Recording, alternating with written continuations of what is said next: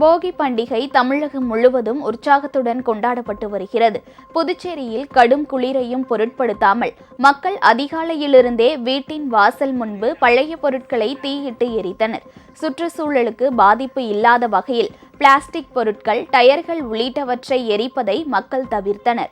சென்னை புறநகர் பகுதிகளான தாம்பரம், பல்லாவரம், குரோம்பேட்டை மற்றும் சுற்றுவட்டார பகுதிகளில் அதிகாலை முதல் மக்கள் பழைய பொருட்களை தீயிட்டு கொளுத்தி போகியை கொண்டாடினர். தாம்பரம் மற்றும் சுற்றுவட்டாரத்தில் பனிப்பொழிவுடன் புகைமூட்டமும் சூழ்ந்து காற்று மாசு ஏற்பட்டுள்ளதால் முதியவர்கள் மற்றும் சிறியவர்கள் அவதியடைந்தனர். எல்லார் வீட்லேயும் பிளாஸ்டிக்ஸ்லாம் எரிக்காமல் வீட்டில் இருக்கிற பாய் அந்த மாதிரி எரித்து இன்றைக்கி நாங்கள் முதல் நாள் பொங்கலுக்கு முதல் நாளை பழையன கழிதலும் புதியன புகுதலும் சொல்லிட்டு ஃபஸ்ட் நாள் பொங்கலுக்கான முதல் நாளை ஆரம்பிச்சிருக்கோம். எல்லாருக்கும் இனிய போகி நல்வாழ்த்துக்கள்.